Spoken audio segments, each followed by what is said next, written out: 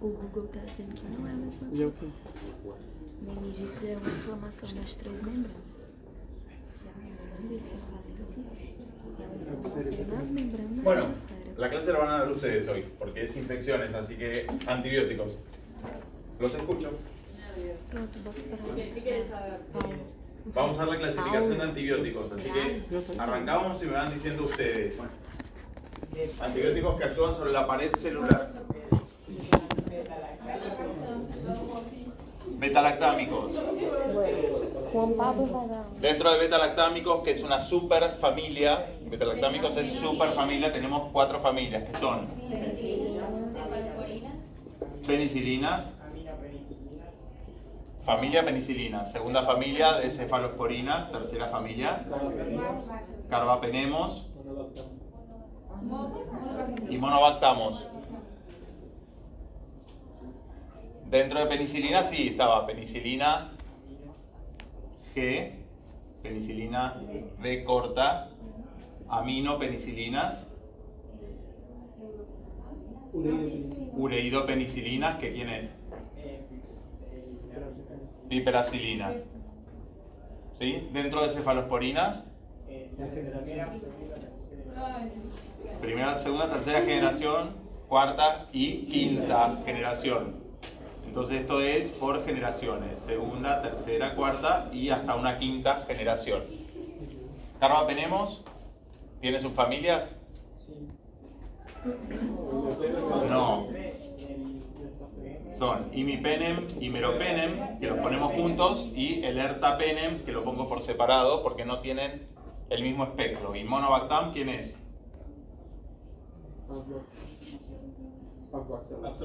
Astrionam. Bien. Segunda, familia que actúan sobre la pared celular. Glicopéptidos.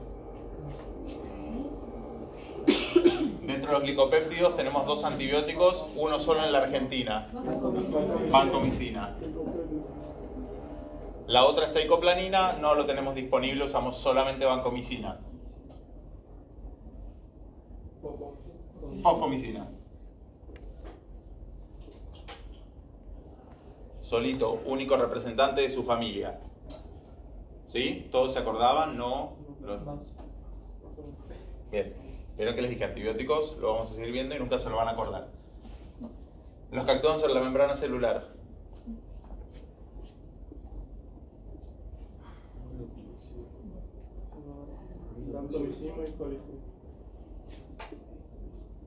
Daptomicina y colistina. Colistin, único representante hoy en día de su familia, fue una familia muy grande hace muchísimos años.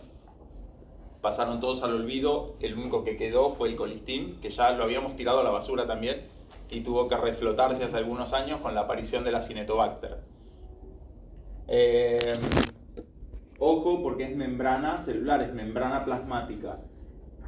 Por eso cuando uno habla de algunas acciones de estas drogas, de las que actúan sobre membrana, pared celular tienen solo las bacterias, nuestras células humanas no tienen, por lo tanto sobre nuestras membranas no hacen nada, pero ojo con los que actúan sobre membrana celular porque a veces pueden producir más efectos adversos por su sitio de acción. Pasamos a síntesis proteica, y en síntesis proteica lo que nos va a pasar es que se supone que el ribosoma bacteriano no es igual que el ribosoma eucariota, porque es un ribosoma procariota que tiene 2 unidades que son distintas a las nuestras. Por lo tanto tenemos 2 unidades, una es la 30S o su unidad menor y la otra es la 50S o su unidad mayor. Vamos. Aminoglucósidos y tetraciclinas. Dentro de aminoglucósidos, ¿a quiénes conocen? Streptomicina, ok, no la voy a anotar. Neomicina, no la voy a anotar. Gentamicina, ¿qué más? Amicacina. ¿Cómo? ¿Qué es una aminoglucósida? Ah, ¿y está en la 30S? ¿La clindamicina? Ah, ¿en qué unidad está? En la 50. Bien, tetraciclinas. es la tetraciclina propiamente dicha, que no la tenemos en el mercado, no se usa más, cayó en desuso. ¿Cuál? Esa está acá. Es una ureidopenicilina. Minociclina. Doxiciclina. Yo dije, tetraciclina propiamente dicha cayó en desuso, las que usamos en terapéutica, doxiciclina, minociclina y tigeciclina. Si quiero ser estricto, la tige no debería, no es una tetraciclina, tiene 3 anillos, pero sí, la ponemos dentro de tetraciclinas. ¿Sí? La ponemos ahí. 50S.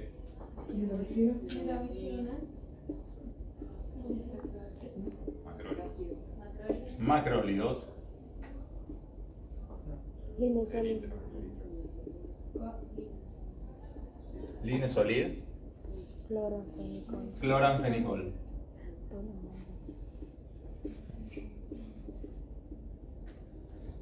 Dentro de macrólidos, ¿a quiénes conocen? Acitro, claritro, eritro. Y las puse en ese orden por algo en particular. Eritro va primera, eritro es la representante de la familia, la más antigua y la que se usa como principal reemplazo a beta-lactámicos cuando tengo un alérgico a beta-lactámicos. Claritro y acitro, que son las que surgieron después. Hoy en día de todos los macrólidos el más utilizado es claritromicina. Y la citromicina un poquito más en desuso por su poco, no espectro, sino sitio de uso. Lo dejamos reservado solo para vía aérea superior y dentro de eso con una efectividad más baja. Macrólido. Después cloranfenicol, único representante de su familia. Para nosotros, uso en terapéutica, para los que hacemos adultos, es pura y exclusivamente antibiótico de tipo tópico. El uso sistémico del cloranfenicol se dejó hace muchos años porque es muy tóxico.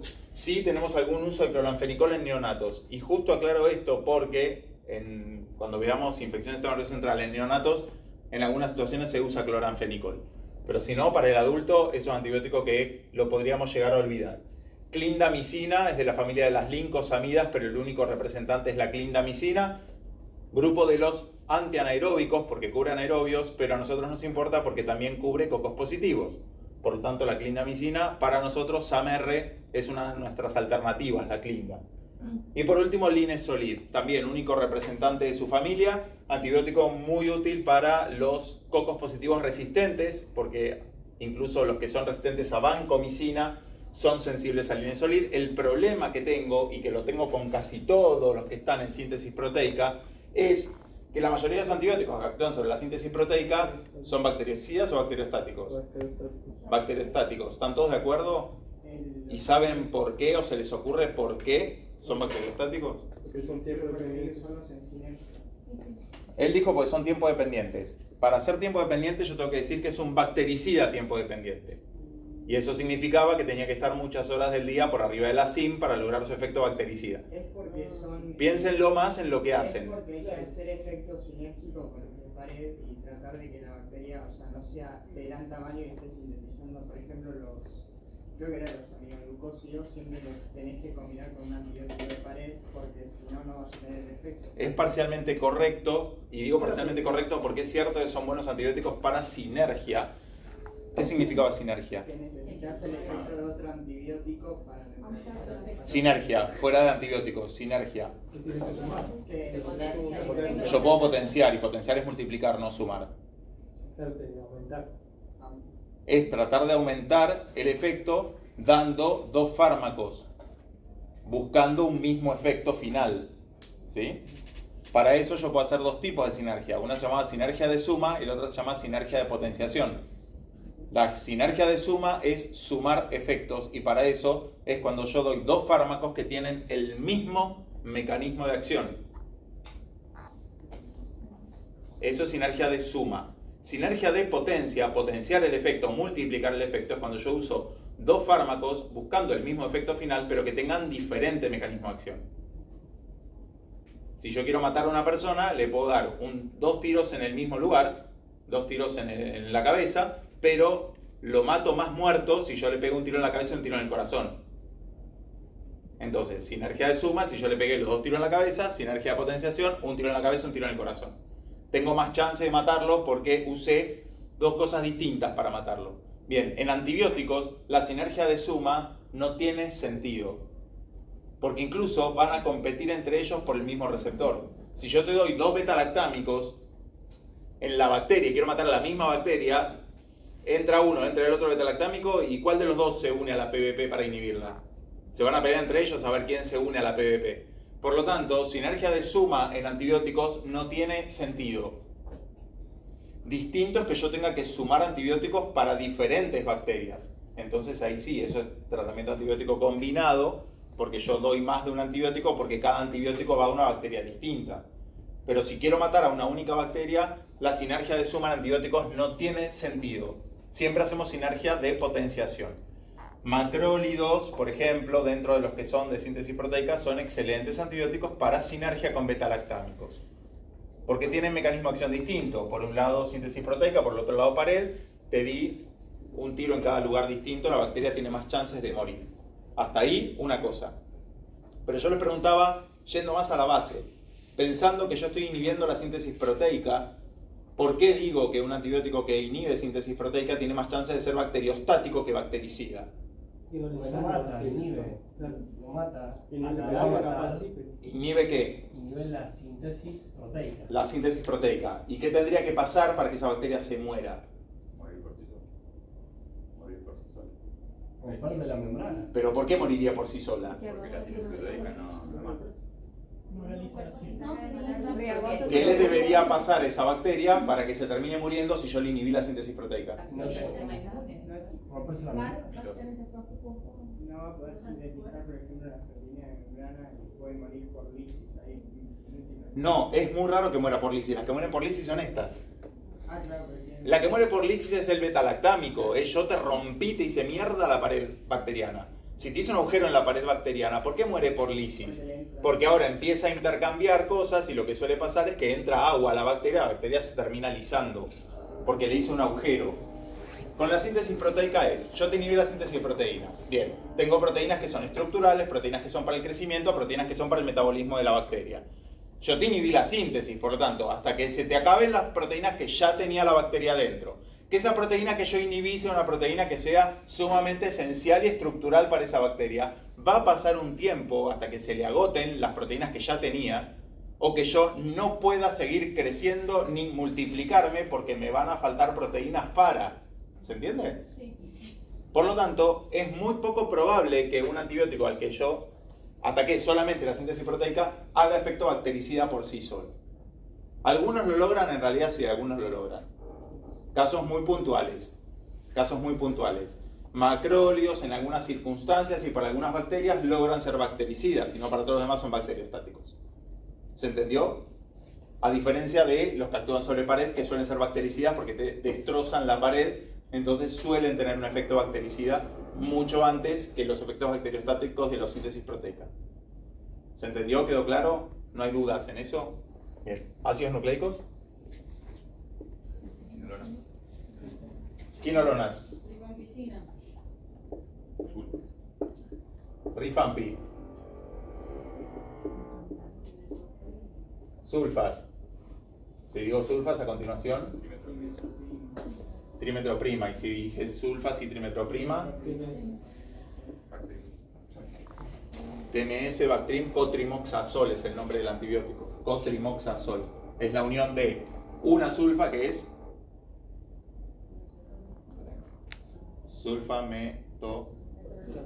sulfametoxazol con trimetoprima. Sí, Bactrim, TMS, cotrimoxazol, como lo quieran llamar. Metronidazol.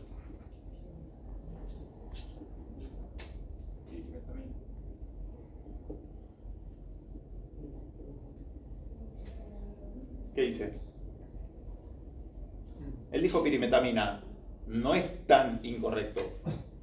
Yo te lo puse al lado de trimetoprima y entre paréntesis, y más chiquito. Si yo lo pongo en grupo, tanto trimetoprima como pirimetamina hacen lo mismo. ¿A quién inhiben? a la peridoastos redasa, creo que era. No, sintasa. Segundo paso. No. dihidrofolato reductasa. Son inhibidores de la dihidrofolato reductasa. ¿Sí? Bien. ¿Y las sulfas qué hacían? Ahí inhiben A la dihidroteroato sintetasa. Son dos pasos metabólicos consecutivos de la síntesis ¿de quién? De folatos. De folatos. ¿Y yo para qué necesito el folato? Para hacer síntesis de antes, de ácidos nucleicos. Dentro de ácidos nucleicos, ¿qué? ¿Más pirimidinas o más purinas?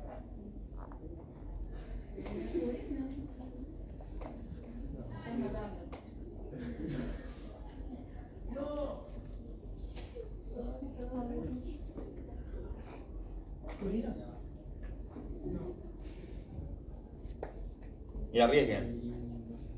Arriesguen, vamos a ver un 50 y 50. Buena pregunta. Los folatos. Yo inhibo dos pasos metabólicos consecutivos a la síntesis de folatos. Los folatos, ¿qué inhiben más? ¿Para qué lo necesito más? ¿Para síntesis de purinas o para síntesis de pirimidinas?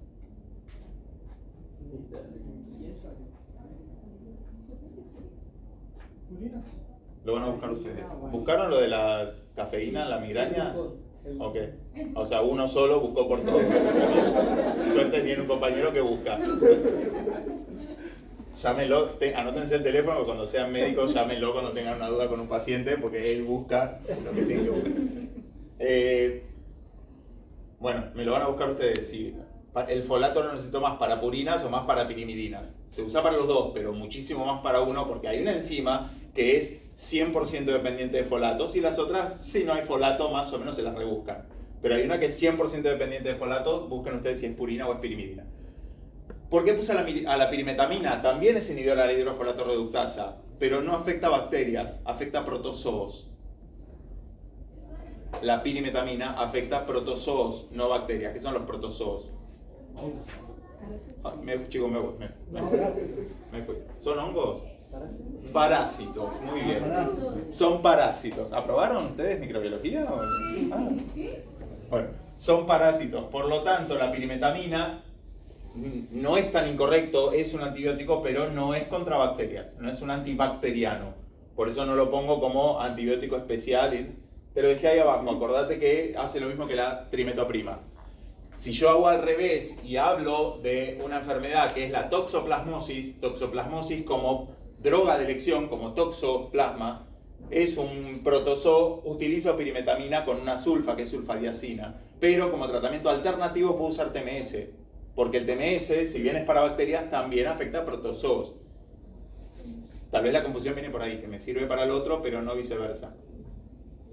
Bien, metronidazol ya estaba, metronidazol antibiótico que se usa para anaerobios, es un antianaeróbico igual que la clindamicina, pero esta es la que tiene un espectro hermoso.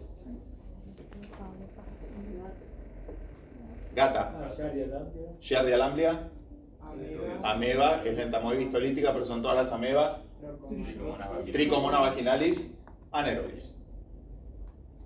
Ese es el metronidazol. Me falta una de abajo. Rifampicina, eso está ahí. Nitrofurantoína.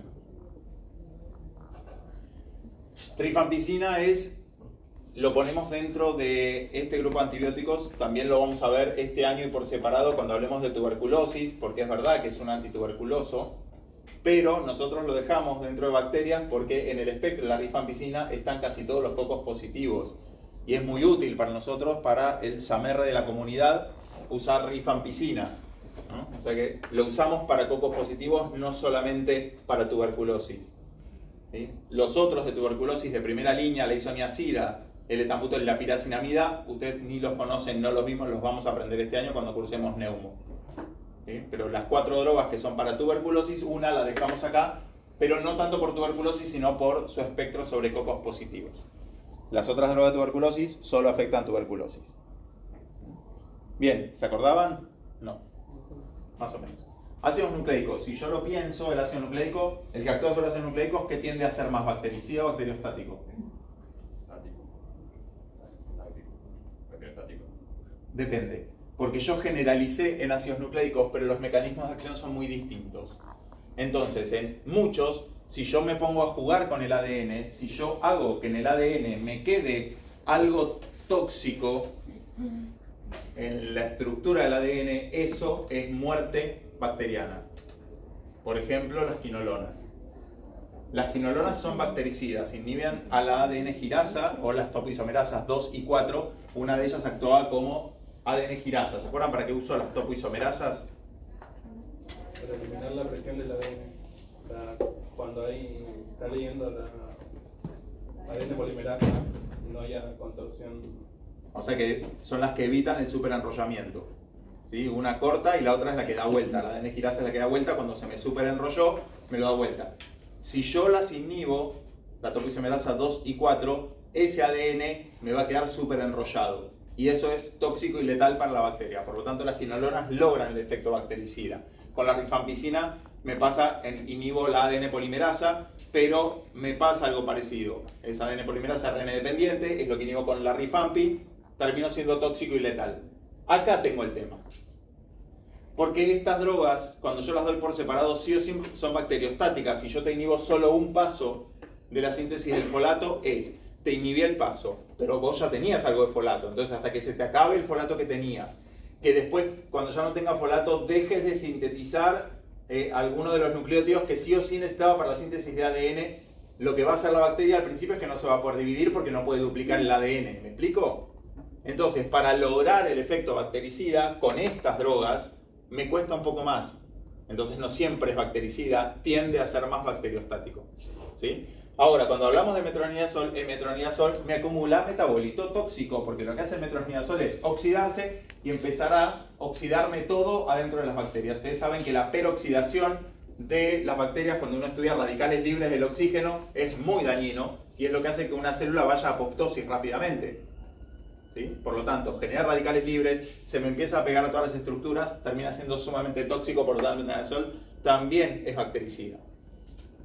¿Sí? Entonces acá me cuesta generalizar, porque cuando ataco ácidos nucleicos, según lo que ataque puede ser bactericida, según lo que ataque puede ser bacteriostático.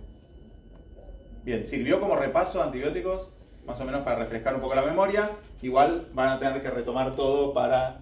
Yo igual después les marco cuáles van a entrar en el examen. No entran todos, van a entrar solamente algunos. Bien, esto fue como la introducción, así que ahora arrancamos con la clase. Si llegamos en la clase de hoy, la idea es dar 2 teóricos. Si no llegamos, damos uno solo y el otro le subo videíto. Pero si llegamos, vemos los 2. Primer tema va a ser infección en el sistema nervioso central. Segundo tema que vamos a ver sería hipnóticos. Arrancamos con infecciones. Como introducción, saben que son urgencias infectológicas. ¿Saben lo que significa una urgencia infectológica?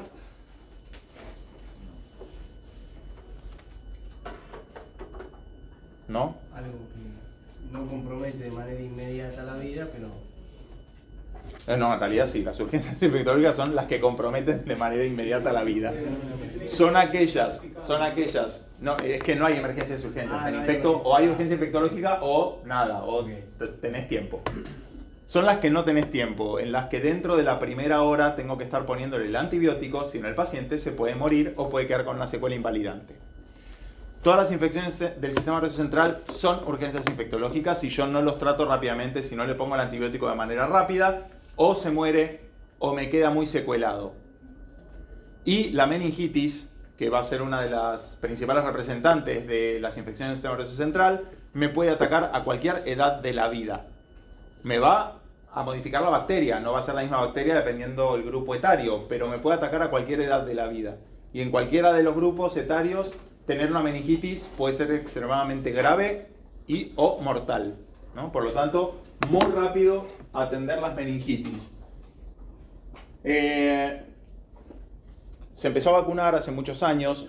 Ustedes no saben esa historia, aquellos que la vivimos porque ya vivíamos en esa época y estuvimos en el día a día de los cambios. ¿Conocen algo de vacunas? ¿Ya vieron vacunas alguna vez? ¿No? Vacunas de calendario, eso no vieron nada. Ustedes saben que vieron cuando los pibitos nacen le dan 800 millones de vacunas. Dentro de ellas dan algunas vacunas que son para virus, otras vacunas que son para bacterias. Vacunas para bacterias empezó siendo una doble bacteriana, pasó a ser triple bacteriana, pasó a ser cuádruple bacteriana, pasó a ser quíntuple bacteriana. O sea que en la misma vacuna te empezaban a sumar cada vez más bacterias. Cuando pasó a ser cuádruple, pasó de ser triple a cuádruple. Cuando era triple era DPT, difteria, tétanos y pertussis, Bordetella pertussis. Ninguna de ellas da meningitis. Pero cuando la agregan para la cuarta bacteria, empezamos a cubrir a Haemophilus influenzae. Entonces, cuando ya pusimos en una vacuna cobertura de Haemophilus influenzae, nos pasó algo, y es que tuvimos una gran población, que fueron todos los pendejitos, vacunados contra Haemophilus influenzae. Haemophilus influenzae es una de las bacterias que da meningitis. Dentro de las tantas infecciones que da, en el adulto es menos probable la meningitis, es más probable la infección respiratoria, pero si le agarra un pendejito, lo más probable es que le dé una meningitis, no una neumonía como te da en el adulto. ¿Qué pasó? Tuvimos población vacunada versus población no vacunada, entonces eso me cambió la epidemiología de la Haemophilus en la población. ¿Para qué vacuno yo a la gente? Para que no contraiga la forma grave de la enfermedad. Eso es bastante correcto, para que si le agarra no sea una forma grave, pero el objetivo vacunatorio nunca es individual. El objetivo de la vacunación es de tipo poblacional.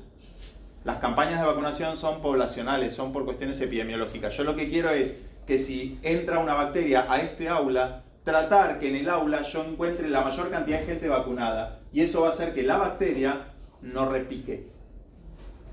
Con el virus me pasa lo mismo, el objetivo es lo mismo. Entra un virus o entra una bacteria, vacuna de la gripe, qué sé yo, que ahora se viene la campaña, ¿no? Otoño, campaña de vacunación contra la gripe, que nos va a tocar a todos vacunarnos contra la gripe.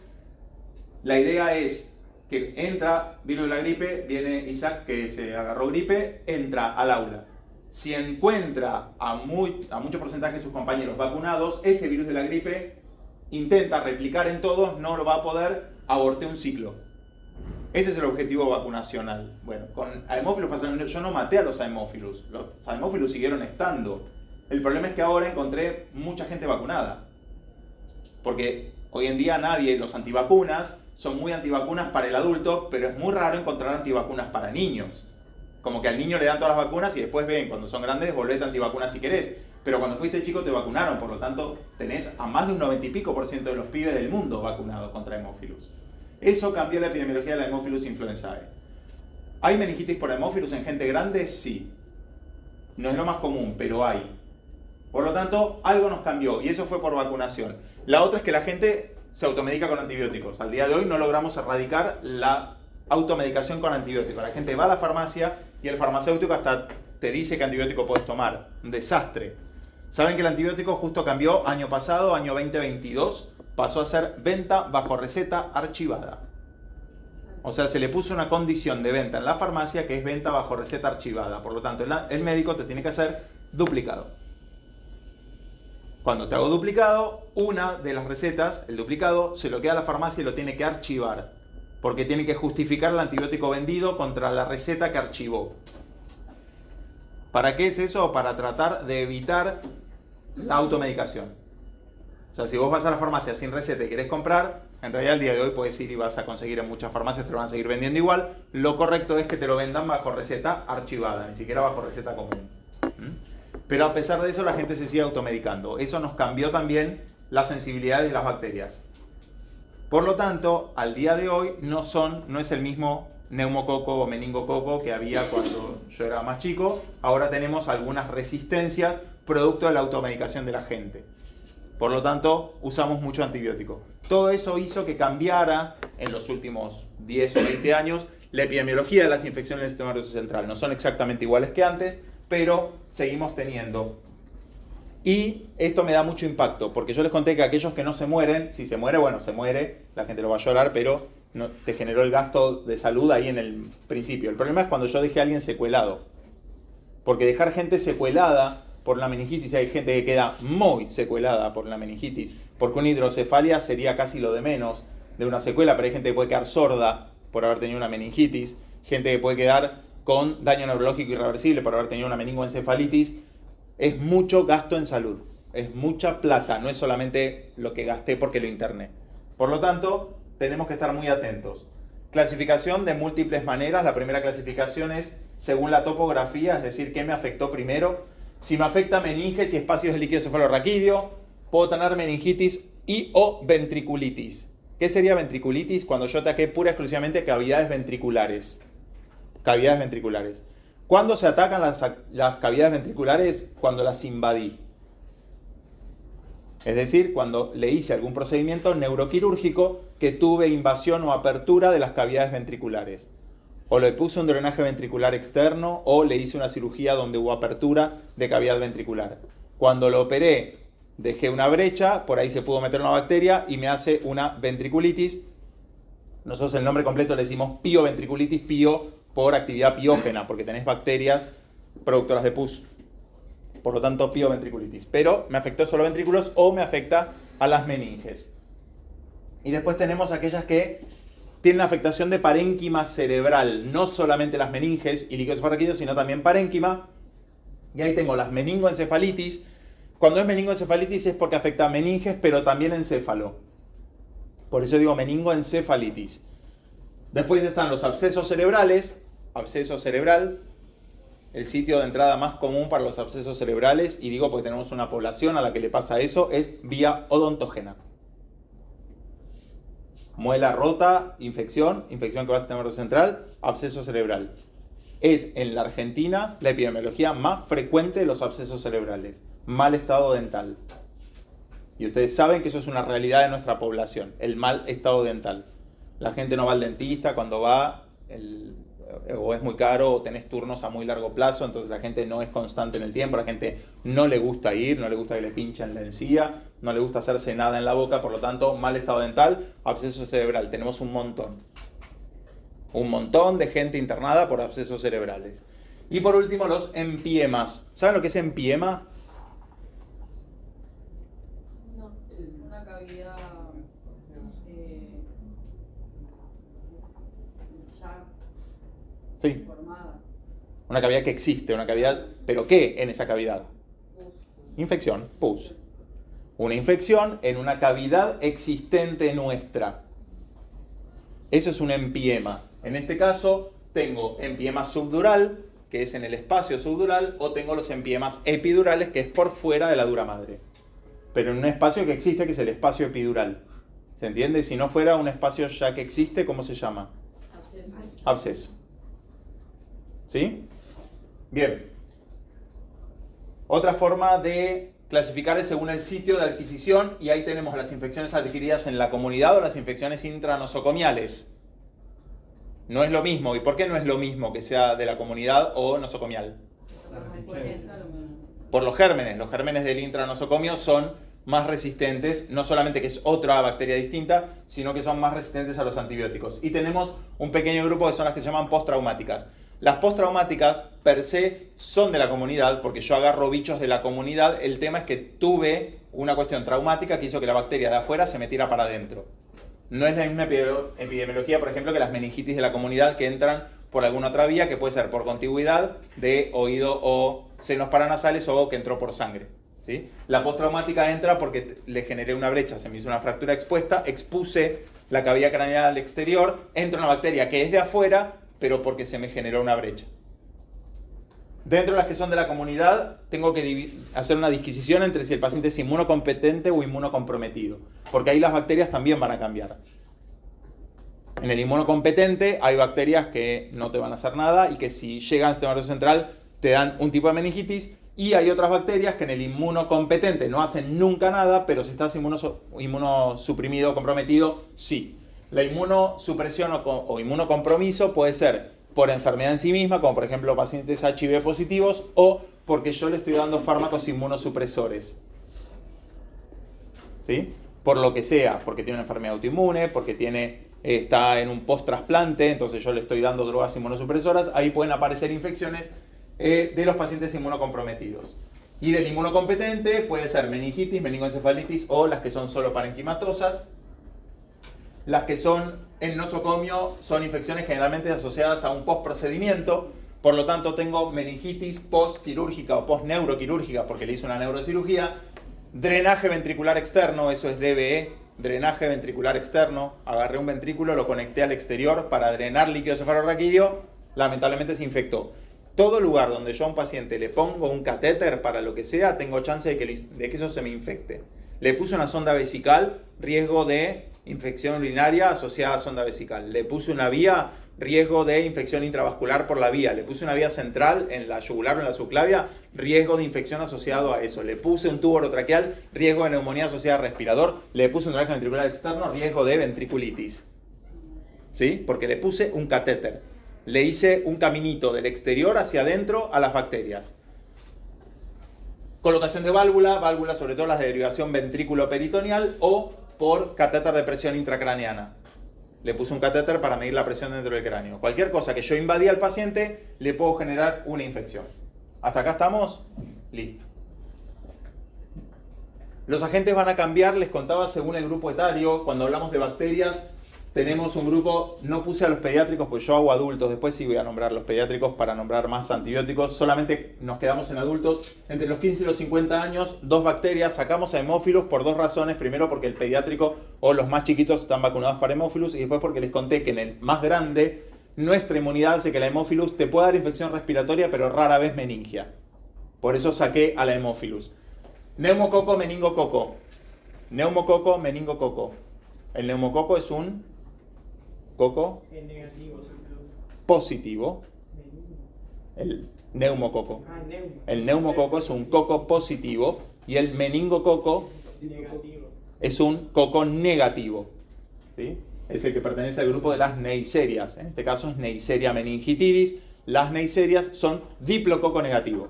¿Por qué les aclaré esto? Que uno es coco positivo y el otro es diplococo negativo. Porque lo primero que yo hago cuando entra un paciente con sospecha de meningitis, hago punción lumbar, le mando el líquido al laboratorio y le pido que me haga una tinción de Gram. La tinción de Gram la tengo muy rápida. Por lo tanto, yo con la tinción de Gram ya sé si es un coco positivo o un diplococo negativo. Y si fuera una Haemophilus influenzae, ¿cómo sería? ¿Y qué es positivo? Es anal. ¿Es negativo o es positivo? Es negativo, es negativo. ¿Y qué es? ¿Coco bacilo o coco bacilo? Coco bacilo. Es todo junto, es coco bacilo. Cuando es coco bacilo es que tiene una forma redondeada y alargada. Al mismo tiempo coco y bacilo. Es un coco alargado o un bacilo gordo. Como lo quieran llamar. Y es negativo. Por lo tanto, fíjense cómo las 3 bacterias, principales bacterias productoras de meningitis, son distintas en el Gram. Si yo hago un Gram, rápidamente puedo saber qué bacteria es. No siempre me da positivo. Siempre, a veces haces Gram y te dice Gram sin bacterias. Y el paciente tiene una meningitis igual. Lo sigo tratando, pero me cuesta dirigir el antibiótico. Tengo que dejar cobertura para todas las posibilidades.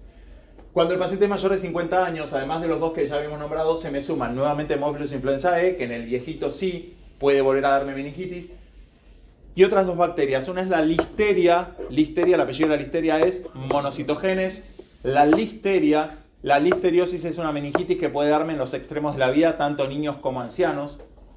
Y los otros son los bacilos gram negativos. ¿Por qué tengo que saber qué bacterias dan infección en diferentes grupos etarios? Porque cuando el paciente entra, yo les conté que esto era una urgencia infectológica, o sea que tengo 1 hora para poner antibiótico. Y en 1 hora no llegué a hacerle la PL, mandar al Gram, todo. Por lo tanto, cuando yo te pongo la primera dosis de antibiótico y yo uso antibiótico empírico, ¿se acuerdan la definición de antibiótico empírico? Exactamente, tengo que cubrir el 90% de espectro bacteriano, 90% de las bacterias que me dan esa infección. Por lo tanto, depende del grupo etario, los antibióticos que te puse tienen que cubrirme solamente neumococo, meningococo, o tienen que cubrirme también listeria, bacilos negativos. Por eso es que yo cambio el antibiótico, en realidad le agrego un segundo antibiótico cuando estoy en un grupo etario de extremo. Si es en el adulto, con un solo antibiótico ando bien. Si estoy en el extremo, tengo que cubrir también listeria y bacilos negativos, tengo que agregarte algo más. Con el que te estaba poniendo no me alcanza. Bien, ahora cuando hablamos de encefalitis o meningoencefalitis, micoplasma, leptospirosis, la listeria, que puede darme también compromiso encefálico, y la clamidia, porque estoy hablando de bacterias. Cuando hablo de virus, fíjense que los virus no dan meningitis, sino que tienden a darme más meningoencefalitis. Dentro de ellos el virus que se lleva todos los premios es el herpes simplex. El herpes, el que conocen, el herpes, el que da el herpes labial. Bien, el herpes tiene como uno de sus focos, acuérdense que son virus neurotropos. ¿Vieron eso ya? Sí. En microbiología lo vieron. Que queda latente. Quedan latentes, el lugar donde van a ir, viajar, vivir y replicarse es el soma neuronal. ¿Dónde tenemos nosotros los somas neuronales? Me entró por el labio. Hermoso, me entró por el labio. Te diste beso con alguien que tenía herpes, pueden hacer otras cosas también y les entra por el labio, pero entra por el labio, pero se va a otro lugar a replicarse, no se me replica ahí. Le gusta ir a buscar un soma. O sea que se mete al sistema nervioso central, agarra el nervio que me llegó hasta acá sensitivo, viaja y va a buscar un soma. Lo puede encontrar en el ganglio o lo puede encontrar, si el nervio tiene ganglio y lo encuentra ganglio, y si no se me va más allá y llegó al sistema nervioso central. Y ahí es donde el virus va a vivir y se va a replicar. ¿Se entiende por qué son neurotropos? Bien. Chance de infección del sistema nervioso central. Generalmente tiene que haber algún grado de inmunocompromiso, pero no de los más severos. O sea, vos podés estar inmunosuprimido porque te agarró un cáncer, todavía no te trataron y por el solo hecho de tener una enfermedad oncológica estás inmunosuprimido y por ahí te agarraste una meningoencefalitis herpética. ¿Sí? O sea, herpes se lleva todos los premios de las encefalitis. Varicela zoster. El virus saben que es el mismo, ¿no? Virus varicela zoster te da varicela en la primoinfección, sus reactivaciones son zoster. También es neurotropo, también puede dar afección del sistema nervioso central. Varicela en el nene, ¿todos tuvieron varicela? Sí. Aquellos que no tuvieron, empiecen a preocuparse por la varicela, porque si no tuviste varicela de chico, tu primo infección por varicela de grande te da lesiones cutáneas, pero es sumamente invasor. Te da compromiso del sistema nervioso central y dentro de la piel te da compromiso multisistémico. A diferencia de si te agarró varicela de chiquito, que solamente afecta piel y es mucho más llevadero que la varicela del adulto.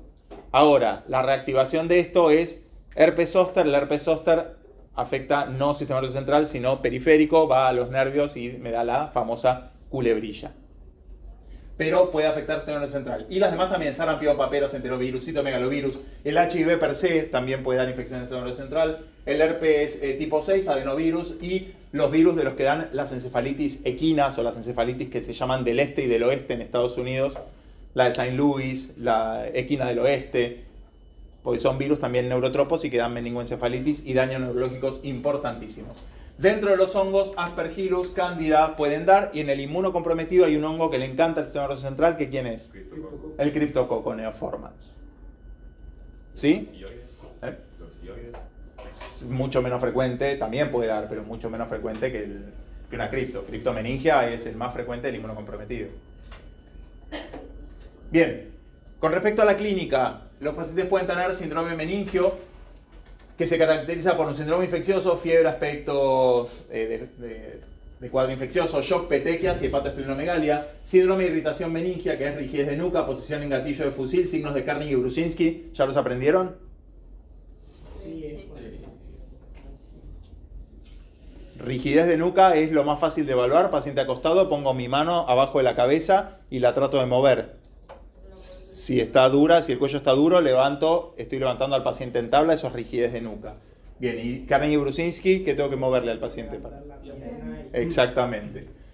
Síndrome de hipertensión intracraniana. Aumentó la presión dentro del cráneo y eso me va a dar cefalea, vómito, fotofobia, oftalmoplejía y edema de papila.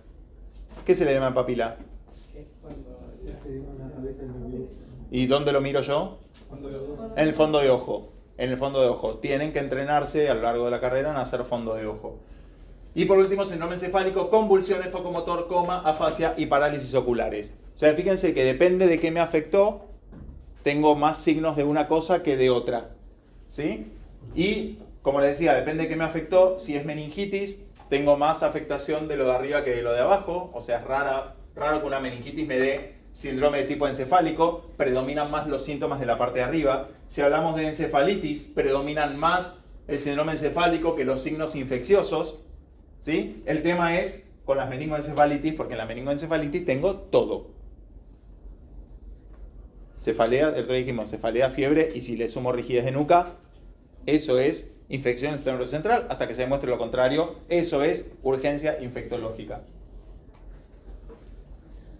Fiebre, rigidez de nuca y trastorno del estado de conciencia son los 3 síntomas más frecuentes, sobre todo de la meningitis bacteriana. Meningitis bacteriana. Se me pueden sumar otro montón de cosas, sobre todo cuanto más hipertensión endocraniana tenga. Las lesiones de piel, el meningococo, La meningococcemia, cuando diseminó por sangre, me suele dar manifestaciones cutáneas, se me hacen lesiones purpúricas en todo el cuerpo. ¿Sí? Eso es una meningococcemia, por eso decimos lesiones en piel. Si fiebre cefalea, rigidez de nuca, le sumo lesiones cutáneas, eso es meningococo hasta que se demuestre lo contrario. Bacteria puede ser extremadamente letal. En cuanto al diagnóstico, yo les conté que tengo que hacer una PL. ¿Sí? ¿Se acuerdan que les dije? Hago PL, punción lumbar, mando a analizar líquido cefalorraquídeo. El tema es, y esto es una discusión que duró muchísimos años, es si a todo paciente que entra yo le puedo hacer fondo de ojo y PL, o si sí o sí le tengo que hacer tomografía de encéfalo y PL. ¿Por qué no hago PL directamente sin haberte hecho esas dos cosas, o fondo de ojo o tomografía antes? Porque ¿qué pasaría si el paciente tiene hipertensión endocraniana y yo te puse una aguja en la espalda? Se enclava. ¿Por qué?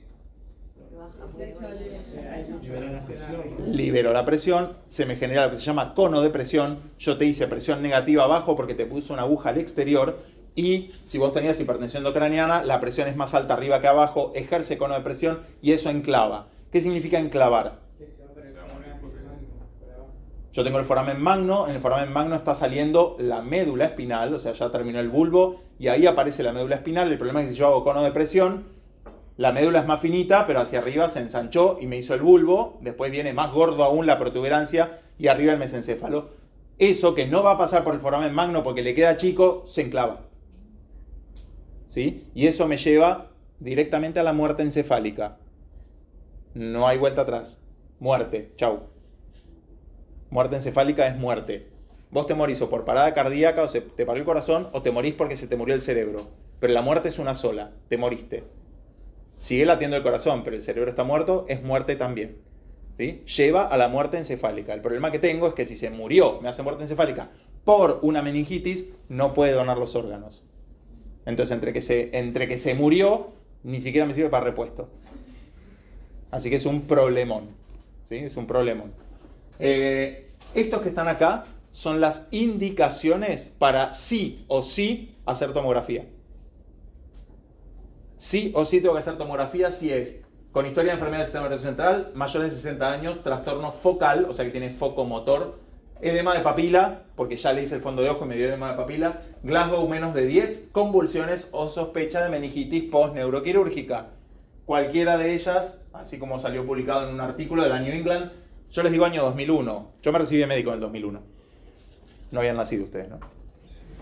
Sí, algunos sí, pero otros ni habían nacido. Y yo ya me había recibido de médico. O sea que hasta ese año todavía discutíamos si había que tomografiar o no tomografiar a los pacientes. No hacemos tomografía a todo el mundo. ¿Tiene cualquiera de estas? Ok, hacerle tomografía y después PL. Si no, fondo de ojo, PL. Para hacer punción lumbar, ¿saben hacer punción lumbar? ¿Ya les enseñaron? ¿Todavía no? Yo lo que tengo que hacer es tomar una línea que es la línea de L4. Yo tengo que saber dónde está L4. Porque los únicos dos espacios donde yo puedo punzar es en la unión L3-L4 o en L4-L5. ¿Por qué no puedo punzar entre L2 y L3? ¿Qué tengo ahí todavía? ¿Cómo se llama la porción final de la médula? La cola de caballo son los nervios que bajan. La parte de la médula que está en el medio. El cono terminal. El cono terminal. La médula termina en forma de cono, se llama cono terminal. Del cono terminal tengo alrededor la cola de caballo, pero yo tengo todavía médula. Yo, para estar seguro, la médula termina, el cono medular, en todos los seres humanos entre L2 y L3. En la mayoría termina en L2, pero puede haber uno que termine justo donde inicia L3. Si yo te puncé entre L2 y L3, me fui con la aguja muy adentro, te pinché el cono medular. Por lo tanto, siempre trato de punzar por debajo. L3, L4, L4, L5. La línea de L4, esa línea que está ahí marcada, ¿saben cuál es? ¿Cómo se descubren ustedes su L4? Cresta ilíaca. Cresta ilíaca tomada acá atrás, no adelante. Tomada acá atrás, la línea que me une ambas crestas ilíacas es L4. Por lo tanto, de la línea que yo tracé, una para arriba, uno para abajo. Lo puedo hacer en paciente acostado y puesto de costado, o lo puedo hacer en paciente sentado. Si tiene deterioro del sensorio, tiene rigidez de nuca y todo, me va a costar mucho hacerlo sentado. Por lo tanto, sí o sí acostado. ¿Sí? Y si lo hice sentado, le generé más cono de presión. Si yo no había evaluado correctamente, más riesgo que se enclave si yo se lo hago sentado. Pero se puede punzar sentado. Lo que tengo que hacer para liberar los espacios es curvar la columna. Porque si, ¿cómo es la lumbar? ¿Es lordosis o es sifosis?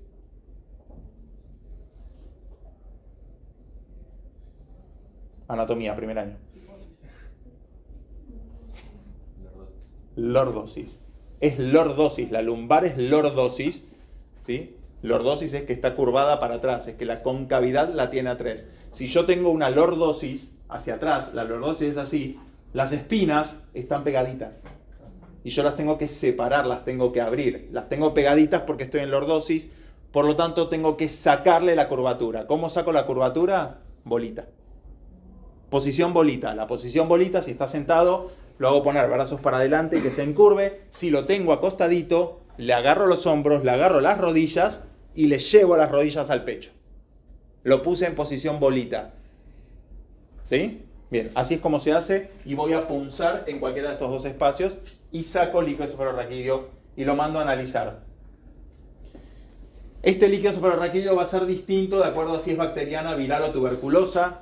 No me voy a detener, esto es más bien clínico, porque si no mi clase termina siendo clínica y no hablé nada de fármacos todavía. Igual siempre pasa esto, en mis clases ya me van a conocer que vamos a hablar mucho de clínica, después llegan los fármacos y voy rápido y bueno, después léanlo.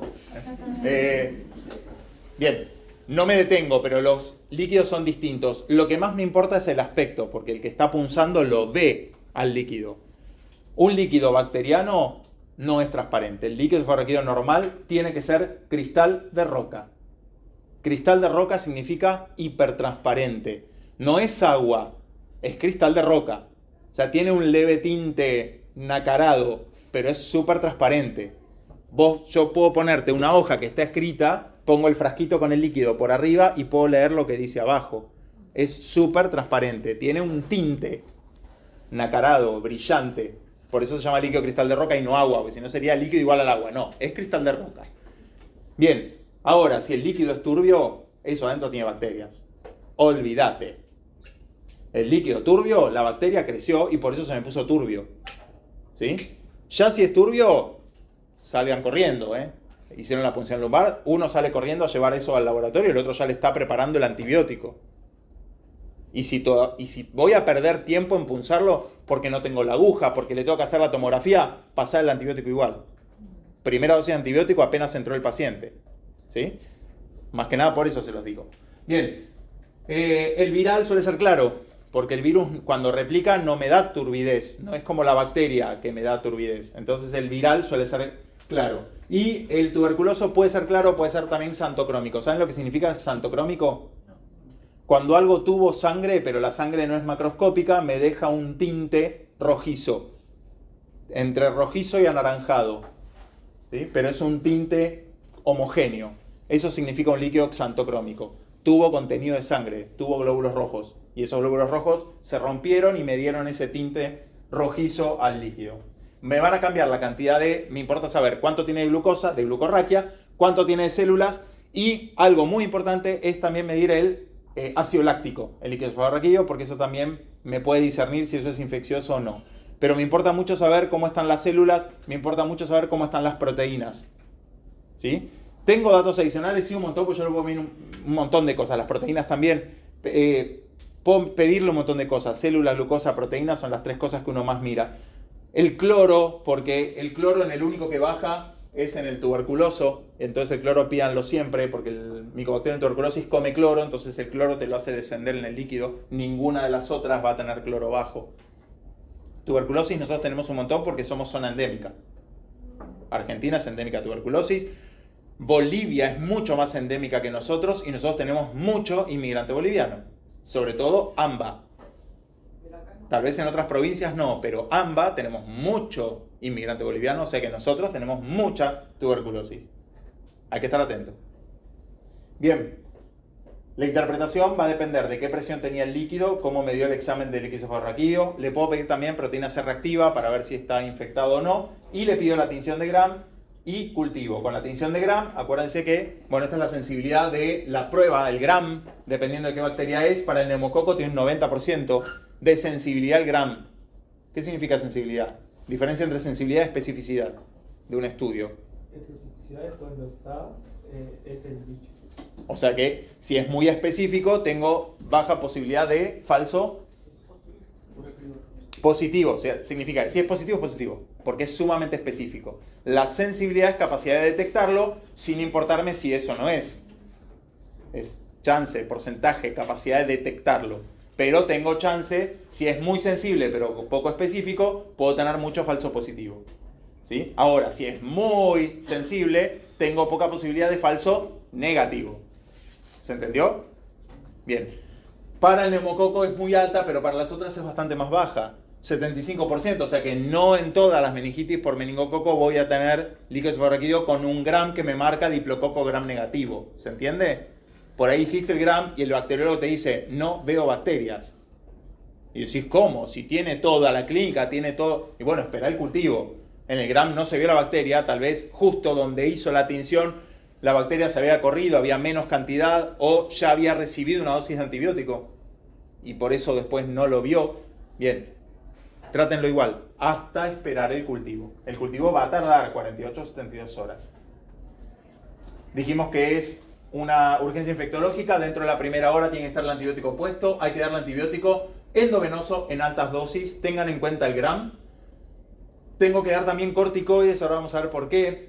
El corticoide en realidad disminuye la inflamación de las meninges y eso me disminuye secuelas post-meningitis. Pero, por otro lado, cuando ustedes veían antibióticos, siempre había algo importante del antibiótico y era saber si él atraviesa o no atraviesa barrera hematoencefálica. Y para muchos antibióticos nosotros decimos atraviesa barrera hematoencefálica siempre y cuando esté inflamada. Por ejemplo, los betalactámicos. Bien, yo te voy a dar una droga que te baja la inflamación. Por lo tanto, yo estaría yendo en contra de la premisa que tenía con el antibiótico, es que va a pasar mejor si la meninges está inflamada. ¿Se entiende? Bien, no importa. Como el corticoide disminuye mucho las secuelas, damos igual corticoide, van a ser de 2 a 4 días y nada más, y después va a seguir solo con antibiótico, pero el corticoide, la mejor respuesta que se vio a corticoide es cuando lo doy 10 minutos antes de la dosis de antibiótico. Por lo tanto, si entró y lo sospeché, vayan pidiendo al enfermero que te cargue la dexametasona y después que prepare el antibiótico. A los 10 minutos le colgás el antibiótico y mientras tanto vos haces todo lo demás. Fondo de ojo, tomografía sí o no, lo punzo. ¿Se entiende?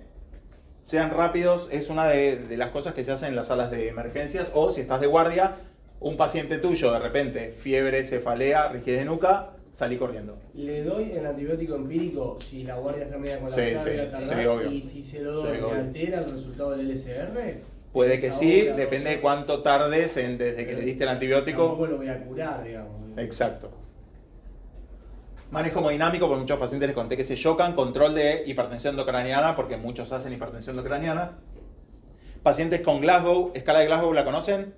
¿Aprendieron a hacerla? Tiene 3 componentes que son en orden, ocular, verbal, motor. Y el máximo para cada ítem, en orden también. 4, 5, 6. Máximo 4, máximo 5, máximo 6. La suma de 6 más 5 más 4, ¿cuánto da? 15, por lo tanto el Glasgow máximo es 15 en 15. Son ustedes, salvo los que se están durmiendo, que están 15 en 15. Apertura ocular espontánea, porque si es al llamado te tengo que restar un punto. Apertura ocular espontánea, tengo los ojos abiertos. Respuesta verbal conservada y hablan coherentemente. Por eso digo, ustedes cuando no se están durmiendo. Y 6 es movimientos con propósito.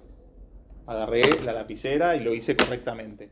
¿Sí? Ahora, uso el puntaje máximo de cada uno. Si yo de una mano puedo y con la otra mano no puedo, le pongo en la mano que pudo, porque pongo el mejor lugar del cuerpo para el Glasgow. Lo otro sería que tiene focomotor, pero no me altera el Glasgow. Y lo otro es que el paciente no tiene que tener una dificultad previa. Por ejemplo, si no todos los mudos estarían en coma, en Glasgow bajo, porque es mudo. ¿Sí? O el paciente está intubado, porque llegó a la guardia en coma y lo intubé. Glasgow bajo porque lo intubé, porque no me puede hablar. Le puse un tubo. No evalúen aquel sitio que uno no puede evaluar por lo que tiene el paciente. Bien, o sea que Glasgow ya lo saben hacer. Glasgow menor o igual a 8 para nosotros es comatoso. Paciente en coma, si el paciente está en coma, le pongo anticomiciales porque las meningitis pueden hacer convulsión, sobre todo si me dio compromiso encefálico, o sea, encefalitis, pueden hacer convulsión y eso me empeora el pronóstico. Según las bacterias, tengo neonato 1 a 3 meses, 3 meses a 18 años, más de 50, o sea, 18 y de ahí a todos los adultos, y los de más de 50. Me va a cambiar qué antibiótico empírico voy a usar. Me cambia el empírico. Después, obviamente, una vez que sé la bacteria, ajusto, pero antibiótico empírico, y como en estos son todos urgencias y yo se lo pongo sin saber qué tiene, tengo que saber qué antibiótico empírico uso. En el neonato se usa ampicilina más cefotaxima. ¿Ampicilina cuál es? ¿En qué grupo estaba? ¿Y dentro de beta-lactámicos? Y dentro de penicilinas, aminopenicilinas. Por lo tanto, ampicilina la tengo que usar. ¿Y la cefotaxima? Es una cefalosporina de segunda generación. Segunda generación. ¿Por qué uso segunda generación Porque en un neonato? es tercera en pediátricos porque no lo pueden metabolizar. Exactamente, me falta madurez metabólica, sobre todo hepática, para poder darle una céfalo de tercera. Por lo tanto, no me queda otra que usar céfalos de segunda. Aquellos que hacemos medicina de adultos, yo jamás en mi vida usé una céfalo de segunda. ¿Sí? Pero en pediatría se usan céfalos de segunda. ¿Sí? Por eso, en 1 a 3 meses tengo el mismo esquema antibiótico, ampicilina más cefotaxima. Ahora, fíjense, desde los 3 meses en adelante, o sea, 18 años y el adulto, Haemophilus influenzae sí o no, dependiendo del adulto, nosotros, los jóvenes como nosotros, el Haemophilus no lo tenemos, por lo tanto tengo que cubrir los otros dos. Pero les doy una buena noticia, ahí hay anotado un solo antibiótico en adultos, ¿no? ¿Qué cuál es?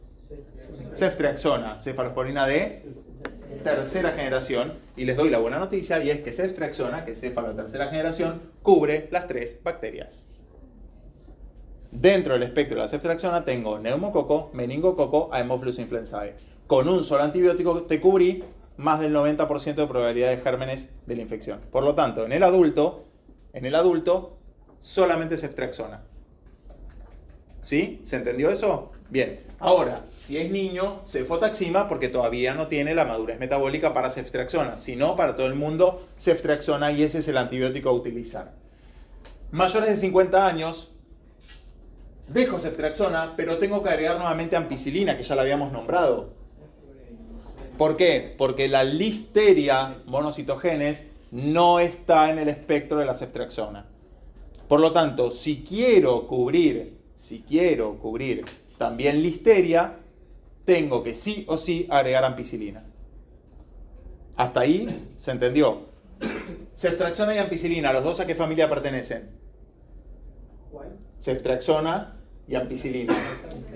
Beta-lactámicos. ¿Pero eso es sinergia de suma? No. ¿O le puse un antibiótico para diferente bacteria? Es por la bacteria, por una la... Sumé antibióticos, pero no para sinergia. No es para que me ataquen a la misma bacteria, sino que es para que me ataquen a bacterias distintas. ¿Sí? Por eso no es sinergia. Le doy los dos antibióticos, pero cada uno pensando es combinación de antibióticos para una bacteria distinta. Ahora bien, todo lo que yo nombré como droga de primera elección pertenecen todos a la familia de los beta-lactámicos. Y hay gente que es alérgica a los beta-lactámicos, y ahí vienen los problemas. No está bueno ser alérgico al beta-lactámico. No está bueno. A la gente, cuando vos preguntás si es alérgico a algo, a la gente le encanta decirte alguna alergia. Es muy raro que alguien te responda no a nada. Ustedes ya interrogan pacientes, ¿no? O arrancan a interrogar ahora. Pero es muy común que cuando vos le preguntes a alguien si es alérgico a algo, siempre te responda que sí. Porque a la gente le parece que es cool tener alguna alergia. Y es muy común que la gente dentro de esa alergia, como cool, porque le parece que está buenísimo decirlo, te dice que es alérgico a la penicilina o alérgico a algún beta-lactámico. Y es lo peor que le puede pasar en la vida. O sea, estás privando a ese paciente de el mejor antibiótico que existe sobre la faz de la Tierra, que al día de hoy siguen siendo los beta-lactámicos. Por lo tanto, no está bueno ser alérgico. Y hay que interrogar muy bien la alergia al beta-lactámico, porque por ahí te dice, no, me dio tosecita. Eso no es alergia. O te dice, soy alérgico a la penicilina. Ah, qué bueno, ¿tomaste alguna vez amoxidal? Sí, un montón de veces. Entonces no sos alérgico. Por eso digo, no está bien categorizar a alguien como alérgico si no lo es, porque lo estoy privando de los mejores antibióticos. Entonces ahí vienen los problemas, porque tengo esquemas alternativos que son todos una cagada, los esquemas alternativos para meningitis cuando no incluyen un beta-lactámico, o tengo esquemas alternativos que me siguen incluyendo un beta-lactámico.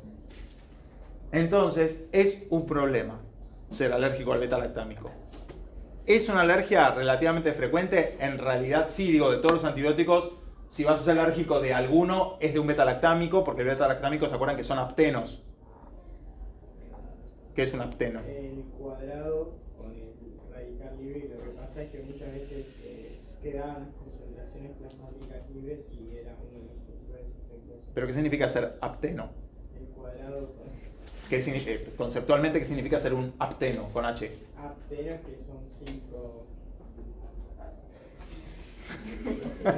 ¿Pero qué hacen para nuestro sistema inmune? ¿Qué hace el apteno en nuestro sistema inmunológico? ¿Por qué te digo que es alergizante un apteno?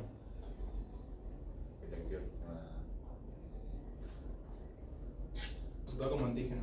Actúa como antígeno, per se. Per se, eso es un apteno. O sea que puede desencadenar per se una respuesta inmune. El problema es que lo desencadena contra el anillo beta-lactámico. Y el anillo beta-lactámico es lo que comparten todos los antibióticos del grupo beta-lactámico, que por eso se llaman beta-lactámicos. Y ahí está el problema, porque si sos alérgico a uno, probablemente seas alérgico a todos. Pero no es tan frecuente, cuando uno habla de la población en general, la frecuencia de alergia a beta-lactámico es muy baja. ¿Sí? Entonces, ojo, porque fíjense que en los alternativos tengo ampicilina, tengo y cefepime, que siguen siendo todos beta-lactámicos. Pero sí voy a nombrar uno que lo usamos mucho como alternativa, y si estuviéramos en Estados Unidos, que no lo estamos, pero si estuviéramos en Estados Unidos, el neumococo yankee tiene una resistencia poblacional a los beta-lactámicos de más de un 20%. Entonces, en esos casos, sí o sí, y empírico, te tengo que poner vancomicina. Te dejo igual la ceftriaxona, pero te agrego vancomicina. Por lo tanto, la vancomicina es un antibiótico que nos va a aparecer en muchos lugares del mundo por la incidencia poblacional de neumococo resistente. ¿Y eso por qué? ¿Por el mal uso? El mal uso. El mal uso de beta-lactámicos que hizo que se volviera resistente. Y el problema que tiene es que el neumococo, cuando se vuelve resistente, ¿cuál fue su mecanismo de resistencia?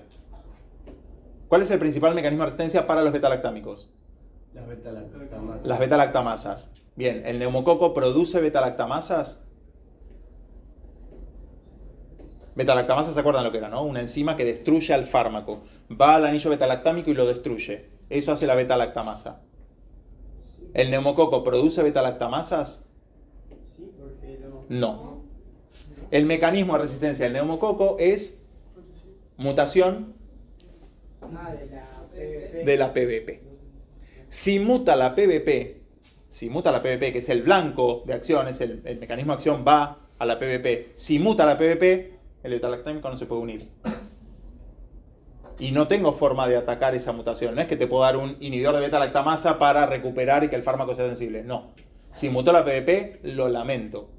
Ya esa bacteria no se puede volver nunca sensible a ese antibiótico. Eso es lo que pasa en Estados Unidos. Por lo tanto, la vancomicina empírica en muchos países para nosotros es alternativa. ¿Por qué? Porque si tengo un alérgico beta-lactámico, y bueno, yo sé que con vancomicina te voy a cubrir. Cubro neumococo, cubro meningococo, no cubre Haemophilus influenzae, me quedé rengo porque estoy perdiendo a una de las bacterias y bueno, voy a tener que buscar alguna otra combinación. Fíjense que esta alternativa acá abajo que dice meropenem más vancomicina, el meropenem sigue siendo un beta-lactámico porque es un carbapenem. ¿Sí? ¿Quedó? ¿Se entendió? ¿Vieron que va un nene al jardín, le agarró meningitis y ahora todos los compañeritos le dicen tienen que tomar antibiótico porque un nene se agarró meningitis?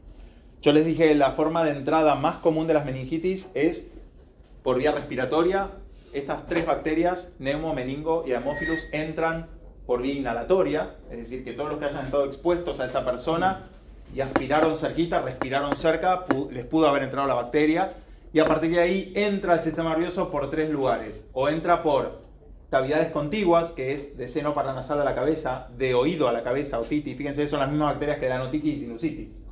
Desde ahí va al sistema nervioso central o por sangre. Entró, fue a pulmón, sangre y por sangre viajó y va al sistema nervioso central. Pero todos los que hayan tenido contacto respiratorio con esa persona tienen que recibir profilaxis. Digo lo de compañeritos del jardín porque es lo más común, estuvieron juntitos durante un tiempo y los nenes se cuidan mucho menos de esas cosas y la saliva y todo, le tocan una cosa, tocan la otra. Es muy común que los nenes, si hay uno, haya después algún otro caso. Por lo tanto, sí o sí van a profilaxis. Y en el caso de los adultos, es aquellos que hayan tenido contacto muy cercano, y de los médicos que lo atendieron o atendimos, aquellos que hayan estado en contacto con la vía respiratoria del paciente. Por ejemplo, el que lo intubó. Yo que hago terapia intensiva, si lo tuve que intubar, yo tengo que tomar profilaxis. Salvo que me haya protegido muy bien. Desde el COVID, que estamos acostumbrados a disfrazarnos de pies a cabeza, con lo cual hoy en día ya ni hace falta tomar profilaxis porque me puse barbijo 3M, las antiparras, la cofia, todo. No tuve contacto con la bacteria, pero si no, en otra época que intubábamos con el barbijo hasta acá y sin anteojo y dame y te lo intubo, en esa época, era una meningitis, tenés que tomar profilaxis. ¿Sí? Tenemos 3 antibióticos que sirven para profilaxis, que son la rifampicina, la ceftriaxona y la ciprofloxacina.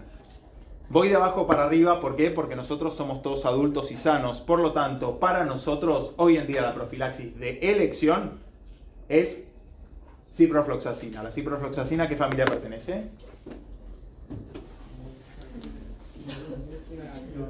Quinolona. Y es nuestro antibiótico de elección. ¿Por qué? Porque es monodosis, una sola vez y ya está. Ya te sirvió de profilaxis. 500 miligramos, que es un comprimido de ciprofloxacina, ya está, te alcanzó, es la profilaxis. La otra, que también es monodosis, pero el problema que tengo es que es inyectable, es la ceftriaxona. Porque la ceftriaxona no existe por vía oral. Sí o sí inyectable intramuscular. Y si bien es una sola dosis, a la gente no le gusta que le pinchen el culo. Entonces, si te dan a elegir, preferible una monodosis de ciprofloxacina. Yo creo que a cualquiera de ustedes les hago elegir ahora y todos van a terminar cayendo en la ciprofloxacina. Así que, listo, ciprofloxacina es de elección. Esta tiene que ser intramuscular y ese es el problema. Ahora, el problemita lo tengo en los niños. Porque en los niños, ceftriaxona, ¿qué generación es? Tercera. ¿Puede recibirla un niño? No.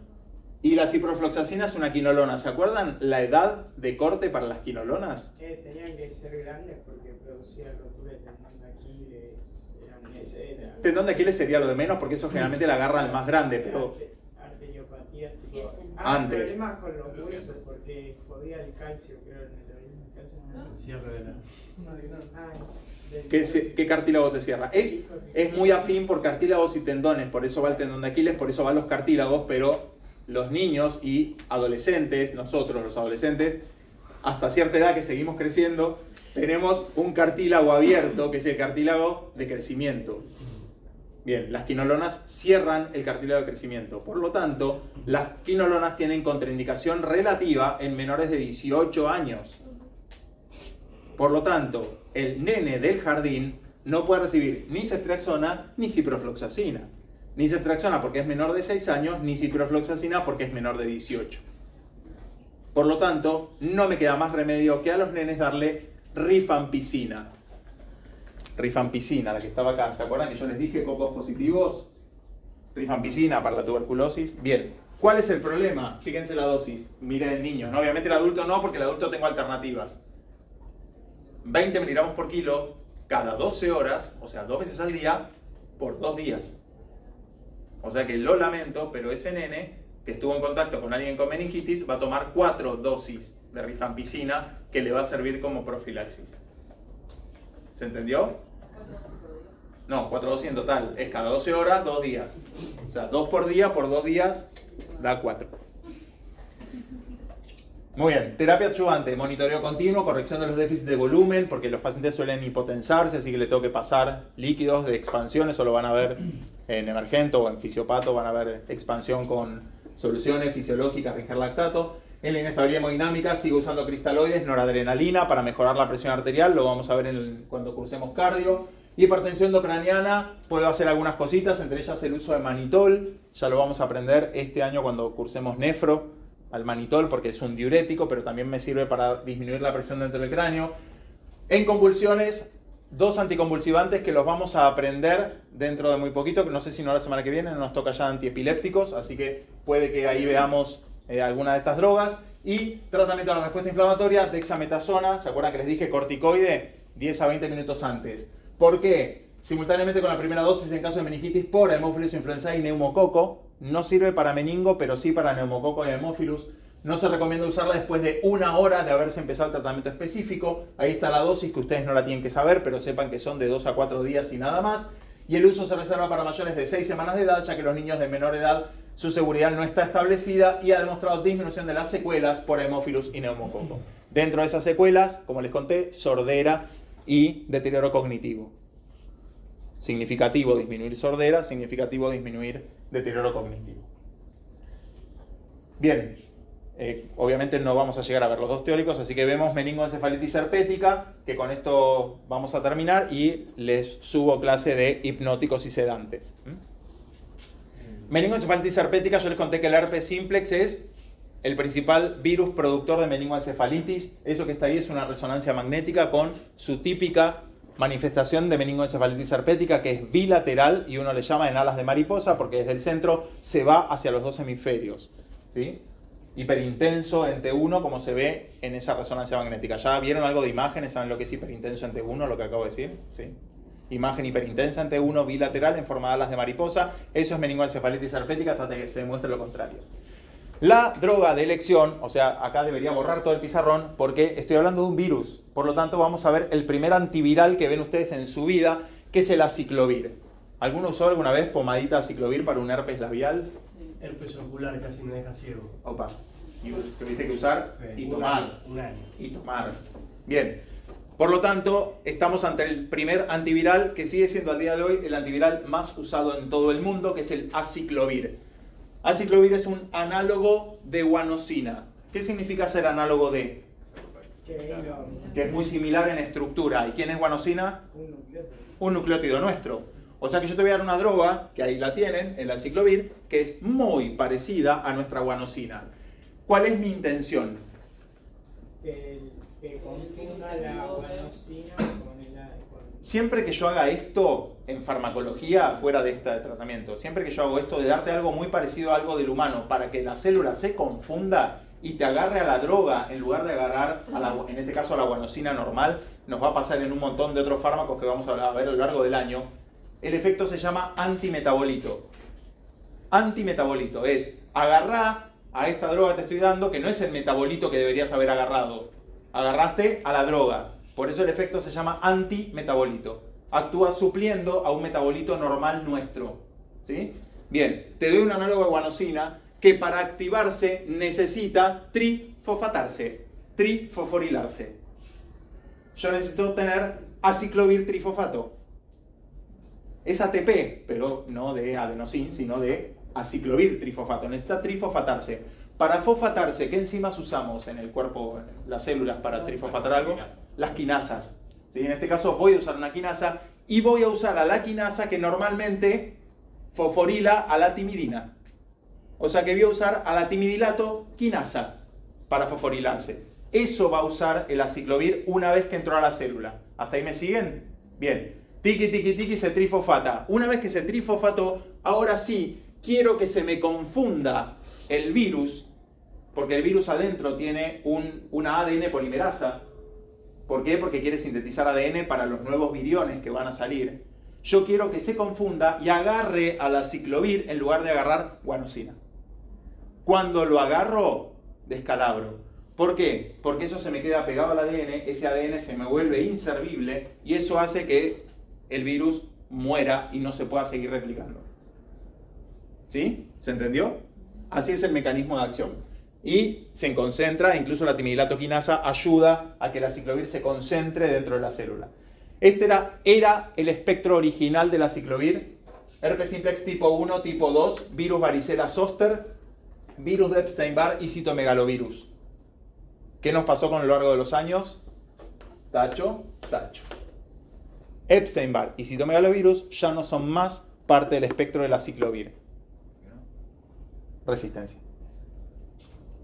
Me quedé solamente con herpes simplex tipo 1, tipo 2 y virus varicela zoster. ¿Sí? Si un nene tiene varicela, no lo trato. Se le va solo. Si un adulto tiene varicela, aciclovir. ¿Sí? Virus varicela zoster. Si un adulto tiene culebrilla, aciclovir. O nada, total se va a ir sola, salvo que seas inmunosuprimido. La cabeza y la cola de la culebrilla nunca se juntan. ¿Vieron que si se junta la cabeza y la cola te morís? ¿Lo escucharon eso? ¿Y saben por qué es mentira? dermatomas. ¿Y qué nos pasa a nivel intercostal con el dermatoma? El nervio, llega al nervio intercostal, llega hasta acá y nos sigue. Y este llega hasta acá y nos sigue, por lo tanto nunca se pueden juntar la cabeza y la cola. Anatómicamente el nervio no sigue. Así que nunca se les va a juntar la cabeza y la cola. Y si lo tienen, ¿por qué decían que se morían?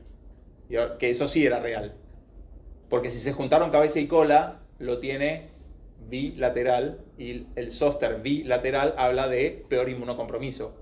O sea que ese paciente tiene más chance de morir por su inmunocompromiso, si no te da de un solo lado. Bien, ahí está el mecanismo de acción. Eso es lo que normalmente hace el virus. El virusito se adhiere, se mete, usa el núcleo de la celulita en la que se metió. El virus, ¿se acuerdan que no es una célula completa? O sea que tiene que usar maquinaria celular. No le queda otra que usar la maquinaria de parte del núcleo y usar a los ribosomas de la célula para sintetizar todas las proteínas que necesita para formar los nuevos virusitos. O sea que usa la maquinaria celular. Cuando se mete al núcleo, ahí es donde yo quiero, con el aciclovir trifosfatado, unirme e inhibir a la ADN polimerasa viral. No es el único antiviral que lo hace, la vidarabina también lo hace, el foscarnet y el ganciclovir también inhiben a la ADN polimerasa viral. Son distintos antivirales que también algunos de ellos se trifosfatan y que terminan inhibiendo. Ganciclovir es el que uso para los dos que te taché antes, citomegalo y Epstein-Barr, uso ganciclovir. Sí, es muy parecido. Como les conté, se trifosfató. Una vez que se trifosfató, se une al ADN polimerasa viral. A partir de ahí la deja inutilizada, inactivada. Por eso uno dice que es un inhibidor suicida. ¿Por qué suicida? Esto lo vamos a ver mucho. Mira, justo en antibióticos también hablábamos de algo de suicida.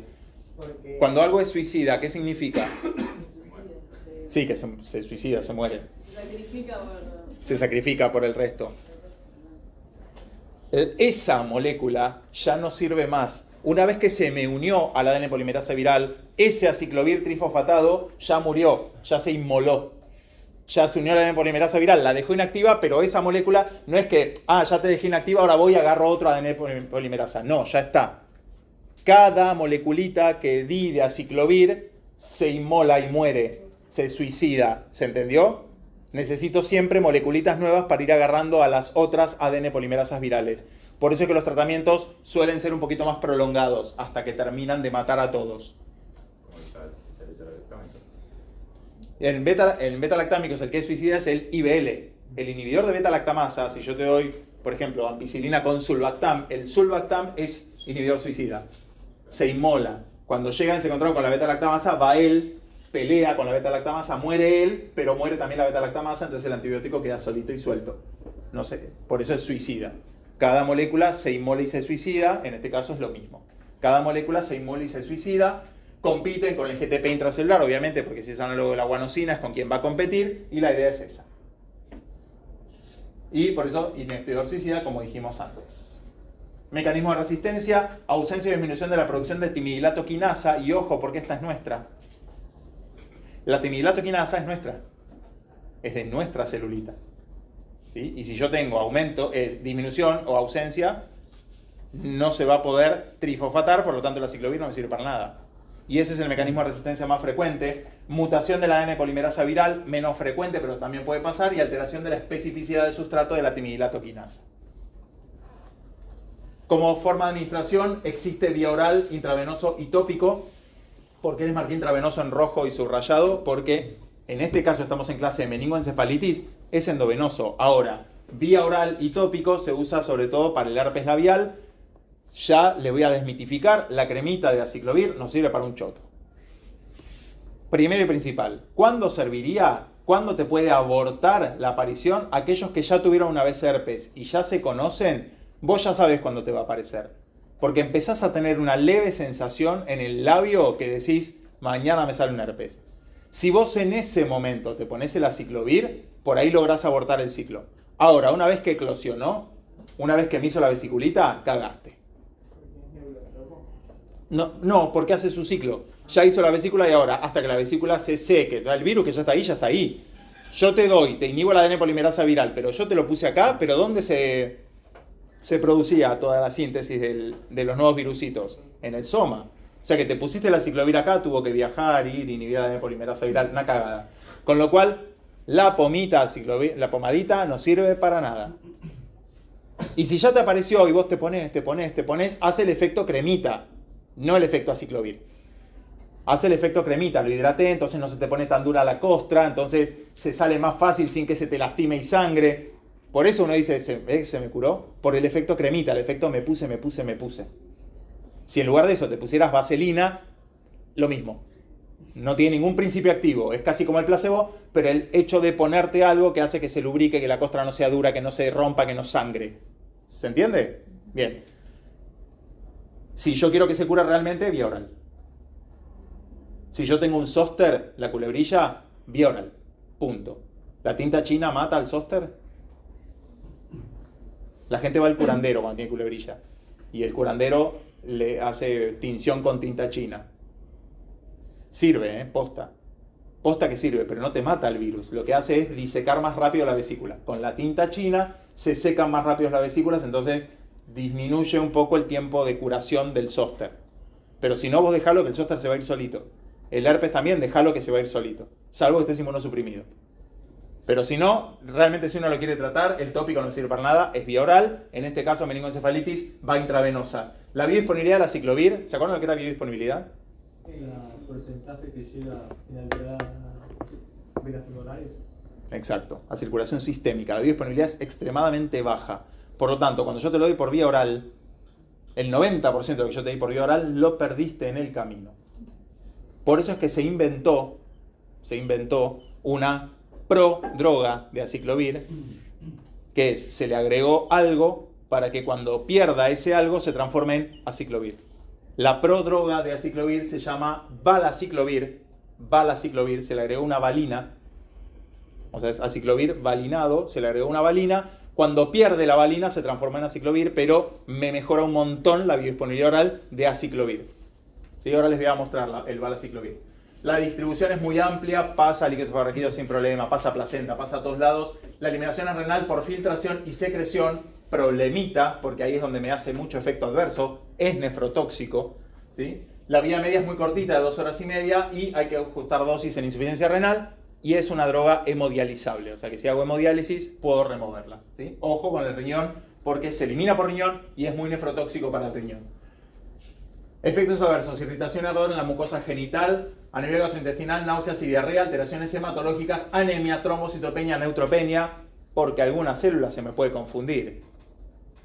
Yo quería que lo agarrara la ADN polimerasa viral, pero en otras células se metió y me inhibe ADN y me inhibió y me da anemia. ¿Sí? O sea que hay que tener cuidado con eso. Cefalea, y es nefrotóxico y neurotóxico. Dentro de estas, tanto la nefro como la neurotoxicidad son limitantes de dosis, y dentro de la neurotoxicidad, confusión, alucinaciones, delirio y mioclonía, que es difícil de diferenciar en el paciente que ya tiene la meningoencefalitis si es por la enfermedad o por la droga. Pero, ¿qué significa cuando algo es limitante de dosis? Si aparece ese efecto adverso, o le dejo de dar o le bajo la dosis. Por eso digo que es limitante de dosis, tanto la nefro como la neurotoxicidad. La utilidad clínica: tratamiento y profilaxis de infecciones por herpes simplex tipo 1 y tipo 2, herpes oral genital y encefalitis, infecciones por virus varicela zóster, solo en adultos, para cuando tenés la varicela, si no para el zóster sí. No es útil contra citomegalovirus ni Epstein-Barr, ya le conté que no, igual como dan un poco menos de meningoencefalitis, ganciclovir, que sería la opción, no lo vamos a ver. Y administración tópica de baja eficacia, como ya les conté. Y esta es la prodroga, que se llama valaciclovir, que es prodroga de aciclovir. Me mejora la biodisponibilidad oral, me la lleva al 90%, o sea que ahora voy a disponer de un montón de aciclovir, y se transforma en intestino e hígado por hidrólisis, sacándole la valina, y me quedó aciclovir. A partir de ahí, hace lo mismo que el aciclovir. ¿Cuál es el problema del valaciclovir cuando yo lo quiero usar por vía oral para el herpes? El costo, porque sale 10 veces más caro. Agréguenle un 0 a lo que sale el aciclovir versus comprar valaciclovir. ¿Sí? Es solamente eso, sino hoy en día de elección para la vía oral, ¿no? Porque endovenoso te puse aciclovir y es aciclovir y ya está. Pero para el que es vía oral, la alternativa, que es extremadamente más cara, sería la opción esta, pero si es mucho más caro, seguimos usando aciclovir. ¿Dudas, preguntas, consultas? ¿No? Les paso el PowerPoint de esta y les paso video de la de hipnóticos. ¿Sí? Esperen que tengo que tomar lista.